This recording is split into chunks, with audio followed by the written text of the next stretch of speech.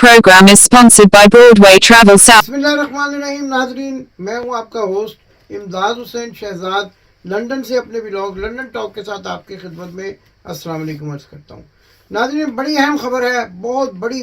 बड़ी तहलका खेज खबर है, और वो खबर है मरियम सफदर अवान और उनके शौहर के बारे में, और उनके बेटे जुनैद सफदर और उनकी साबका बहू के बारे में। और इसके साथ साथ मेरे पास एक और बड़ी अहम खबर है, और वो है मियाँ बीमार शरीफ और मियाँ नवाज शरीफ की बड़ी गिरफ्तारी के बारे में। कब होने वाली है गिरफ्तारी, क्या मामलात हैं, क्या खबरें सामने आ रही हैं, और कल जो सुप्रीम कोर्ट का फैसला है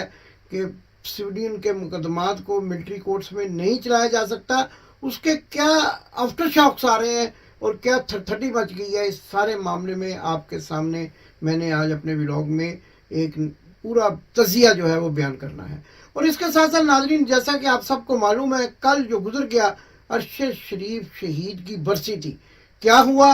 कितने बड़े बड़े जुलूस निकाले गए, पाकिस्तान की हुकूमत को हिला कर रख दिया गया, कीनिया के सफीर को वजारत खारजा में तलब करके उनसे एहतजाज किया गया कि एक पाकिस्तानी सहाफ़ी को कीनिया में कत्ल कर दिया गया, लेकिन कीनिया के हुक्काम ने अभी तक कोई इसका नोटिस नहीं लिया। क्या ये सारे वाक़यात पाकिस्तान में हुए जो मैंने बयान किए, इस पर भी रोशनी डालनी है। लेकिन इससे पहले कि ये तहलका खेज खबरें और वीडियोस आप तक पहुंचाऊं, आपसे गुजारिश है कि आपने अगर अभी तक चैनल को सब्सक्राइब नहीं किया तो चैनल को ज़रूर सब्सक्राइब करें। नाजरीन, आप उस शख्स के चैनल को सब्सक्राइब कर रहे हैं कि जो इमरान खान के ख़िलाफ़ बोलता है, और हमारा चैनल इमरान खान की आवाज़ है, इसको ज़रूर सब्सक्राइब करें, वीडियो को शेयर करें, लाइक का बटन दबाएं और बन जाएं पाकिस्तान की आवाज़। आगे चलकर मैं आपको बताऊंगा कि वो कौन शख्स है जो इमरान खान की मुखालफत करता है। अपने यूट्यूब चैनल पर बैठकर एक बड़ी तफसीली स्टोरी आपके सामने रखूंगा और बड़ी मिसाल दूंगा आपको। तो नाज़रीन, सबसे पहले बड़ी खबर जो मैंने आपको अपने व्लॉग के शुरू में कहा कि सफदर अवान, कैप्टन सफदर अवान के बारे में है, और मेरे इंतहाई मुसद्दका ज़राए ने ये बताया है कि कैप्टन सफदर अवान और उनकी अहलिया मरियम सफदर अवान के दरमियान बाकायदा तौर पर सेपरेशन हो चुकी है, और वो एक दूसरे के सामने आने से कतरा रहे हैं, और मीडिया के सामने आने से भी कतरा रहे हैं। नाजरीन, बहुत बड़ा इस्तकबाल था, जैसा कि पाकिस्तान मुस्लिम लीग नून दावा करती है, और पूरे पाकिस्तान से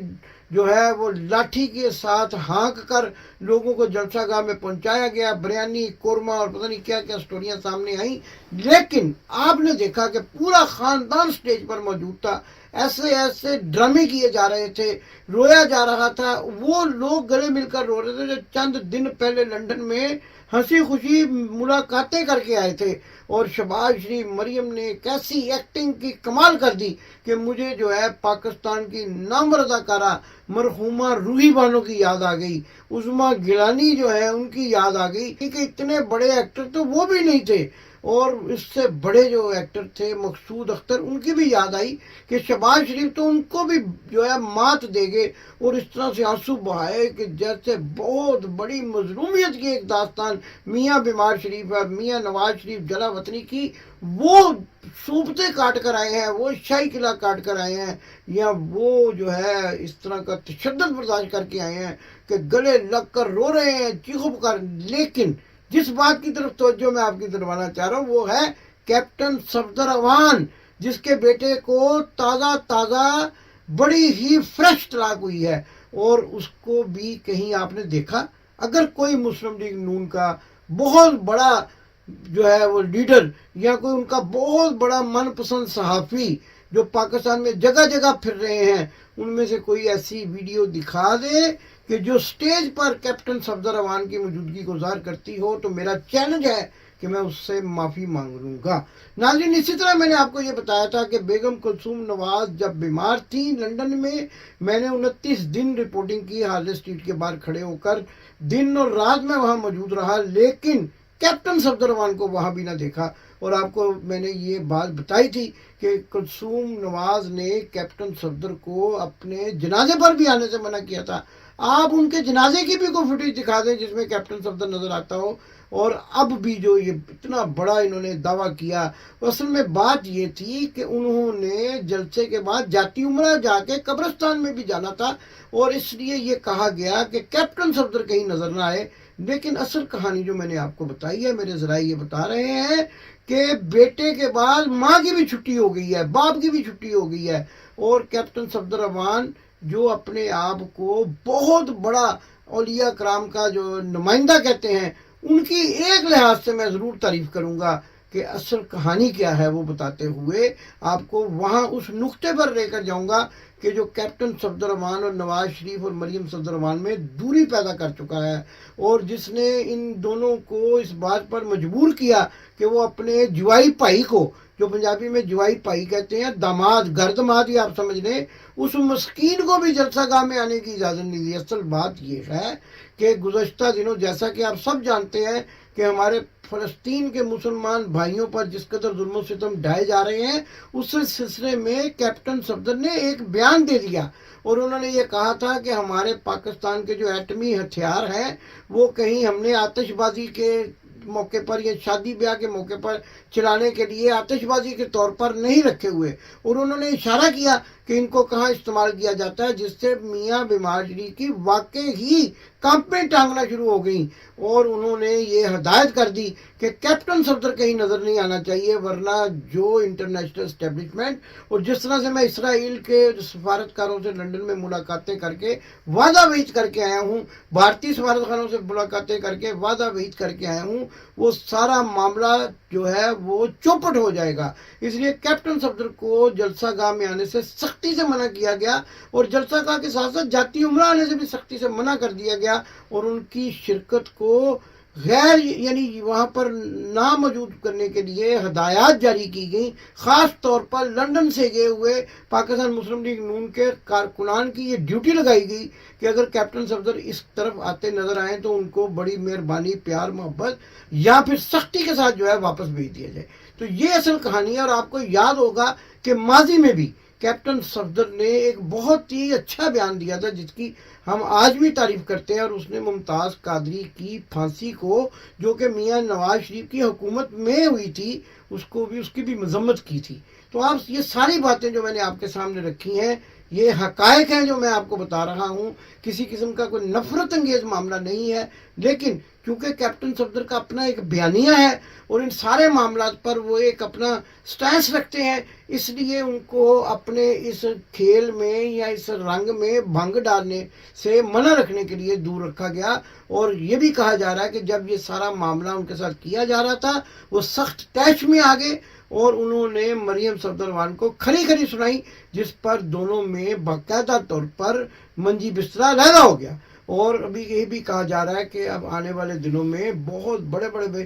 انکشافات جو ہیں وہ کیپٹن صفدر بھی کرنے والے ہیں۔ دوسری طرف ناظرین، آپ نے دیکھا کہ جوتوں میں دال کس طرح بٹ رہی ہے، اور پی ڈی ایم کی وہی حکومت جو 17 ماہ تک مل بیٹھ کر لوٹ مار کرتے رہے، اب بلاول بھٹو زرداری کس طرح بخیے ادھیڑ رہے ہیں، اور خواجہ آصف نے بھی جس طرح سے آصف علی زرداری کو مخاطب کر کے بدتمیزی کی ہے، اس سے یہ ظاہر ہوتا ہے کہ اب ان کی جو دال ہے وہ جوتوں میں بٹ رہی ہیں۔ ایک رہ گئے ہیں مولانا فضل الرحمان، ان کے بارے میں اطلاعات آ رہی ہیں کہ وہ ابھی تک ڈکار مارنے میں مصروف ہیں، اور مال جو انہوں نے لوٹا 17 ماہ میں اس کو نکڑے لگانے کے لیے مختلف لوگوں سے رابطے کر رہے ہیں، جن میں برطانیہ میں ان کے چیدہ لوگ شامل ہیں، لندن کے علاقے ساؤتھ ہال میں بھی کچھ لوگ شامل ہیں جو اپنے آپ کو مسجدوں کے رہنما سمجھتے ہیں، لیکن اصل میں مولانا فضل الرحمان ان سے اس سلسلے میں رابطہ کر رہے ہیں کہ وہ مال جو انہوں نے 17 ماہ میں لوٹا ہے اب برطانیہ میں پراپرٹی انویسٹمنٹ میں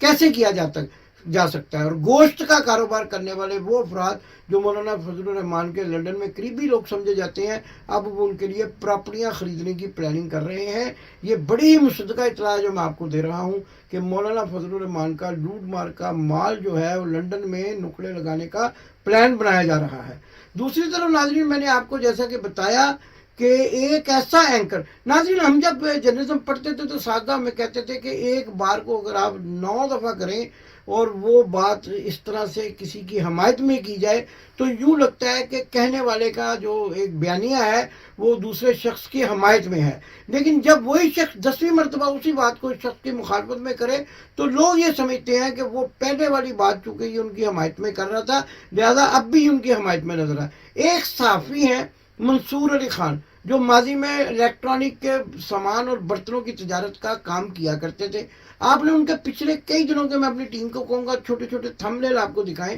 جس میں وہ ہر تھمبنیل کے اوپر ایک سٹوری، ایک لیڈ دیتے تھے. عمران خان کے لیے بری خبر، اور اب انہوں نے دیا ہے کہ نواز شریف کے لیے اچھی خبر. کہتے ہیں کہ ایک سروے کرایا گیا ہے، یہ منصور علی خان کے بقول، جس میں نواز شریف مقبولیت کی انتہا کو چھو رہے ہیں. اس سے یہ ظاہر ہوتا ہے کہ جب انہوں نے مریم نواز کا انٹرویو کیا تھا اسی وقت ان کو میں نے کئی مرتبہ کہا کہ ان کو مینج کیا گیا تھا اور ان سے اپنی مرضی کی باتیں کہلوائی گئی. تبھی تو پاکستان میں موجود ہے، جیل سے باہر موجود ہے، اس لیے کہ یہ مریم صفدروان کے بیانیے کو لے کر آگے بڑھتے ہیں. آپ سے گزارش ہے کہ روزانہ جو بھیک مانگتے ہیں یوٹیوب چینل پہ بیٹھ کے کہ میرے چینل کو سبسکرائب کریں، 1 ملین کا ٹارگٹ ہے، ان کے چینل کو انسبسکرائب کریں، رپورٹ کریں. یہ جو ہے ایسی باتیں پھیلا رہے ہیں جن کا حقائق سے کوئی تعلق نہیں ہے. دوسری طرف ناظرین، بڑی خبر جو آئی ہے سپریم کورٹ سے، اور اس میں یہ کہا گیا ہے کہ اب جو سویڈین کے مقدمات ہیں ملٹری کورٹس میں نہیں چلائے جائیں گے. یہ بھی ایک کہانی ہے. آپ نے دیکھا ہوگا 2-3 روز پہلے شیخ رشید نے انٹرویو دیا تھا اور انہوں نے ایک اشارہ دیا تھا کہ عام معافی کا اعلان کیا جائے. ان سے کہلوایا گیا تھا کہ ہم چونکہ عام معافی کا اعلان کرنا چاہتے ہیں لیکن آپ کے منہ سے کرواتے ہیں اور اس کے بعد جو ہے سپریم کورٹ سے آرڈر کروا دیں گے. کہانی اصل میں یہ ہے کہ انٹرنیشنل اسٹیبلشمنٹ نے سختی سے یہ کہا ہے کہ اگر آپ نے سویڈین کے مقدمات کو ملٹری کورٹس میں ٹرائل کیا تو ہیومن رائٹس کی تمام تنظیمیں ہمارے پیچھے پڑ جائیں گی اور ہمارا کھیل بنایا کھیل جو ہے بگڑ جائے گا. ہم آپ کی پھر کسی بھی پلیٹ فارم پر حمایت نہیں کر سکیں گے. اس لیے اب جو ہے ہمارے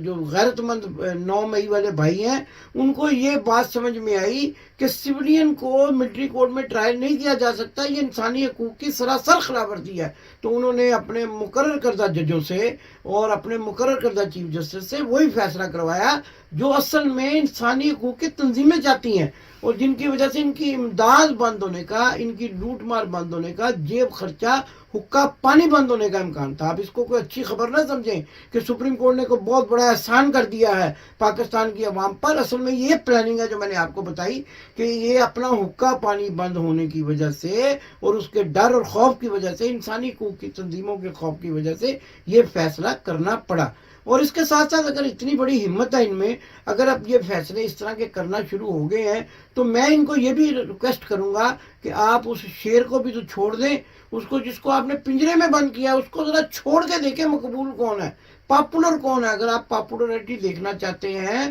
تو آپ دونوں کو باقاعدہ طور پر جو ہے وہ لیول فیلڈ دیں اور پھر دیکھیں کہ کھیل کون جیتتا ہے. آپ نے تو وہ ابھی ان کا جلسے کی اجازت ملی ورکر کنونشن کی تو آپ نے وہ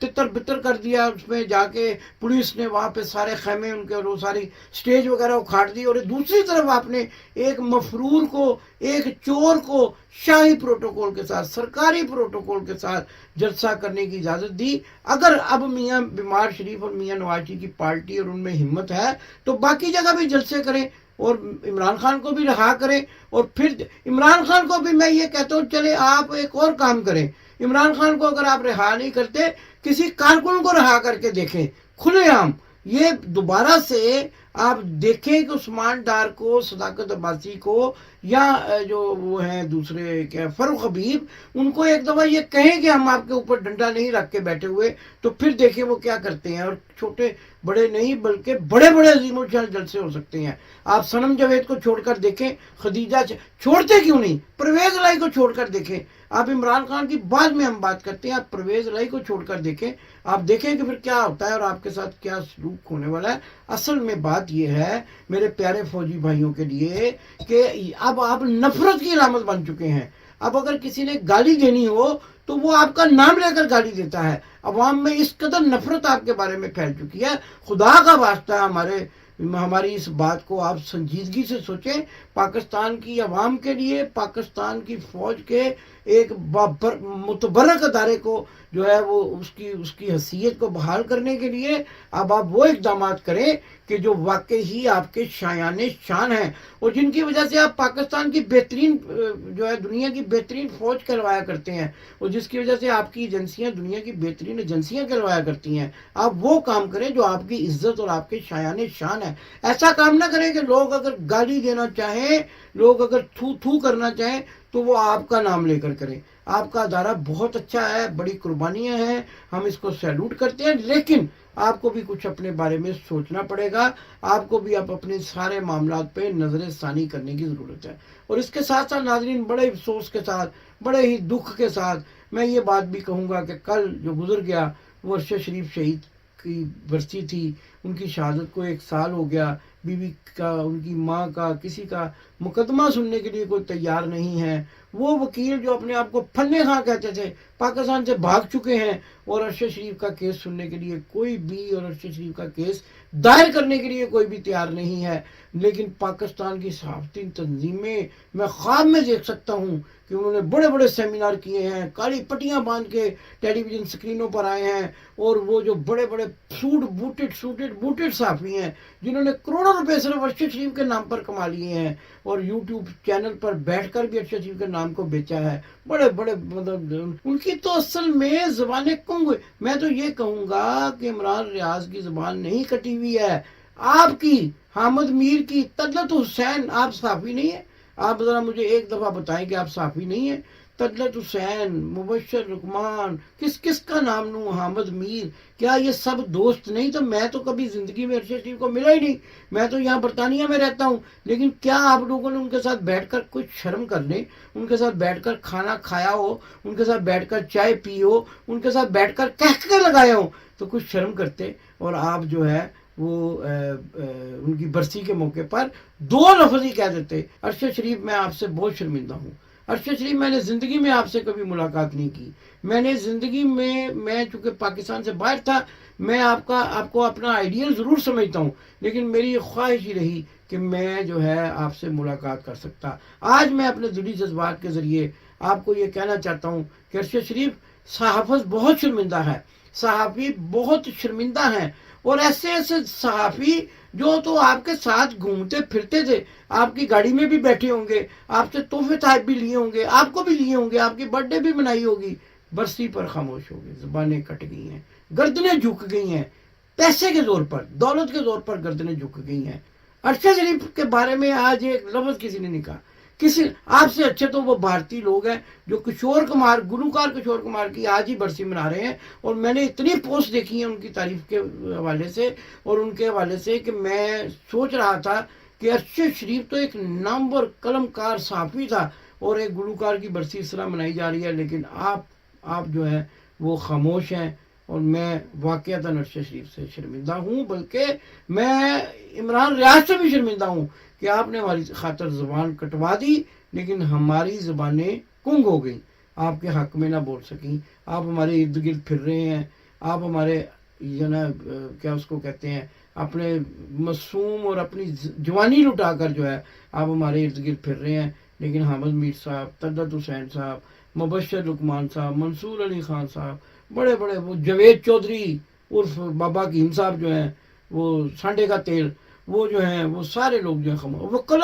वकला बरादरी खामोश है। कोई बंदा ऐसा माई का लाल वकील नहीं है कि जो अरशद शरीफ की बेवा माँ को ये कह सके कि मैं आपका केस सुप्रीम कोर्ट में लड़ने के लिए तैयार हूँ। खुदारा ऐसा मत कीजिए। पाकिस्तान जिंदाबाद। आपने अभी तक हमारा चैनल सब्सक्राइब नहीं किया तो अभी सब्सक्राइब करें और बेल आइकॉन को क्लिक करके हमारी लेटेस्ट वीडियोस के बारे में अपडेट जानें।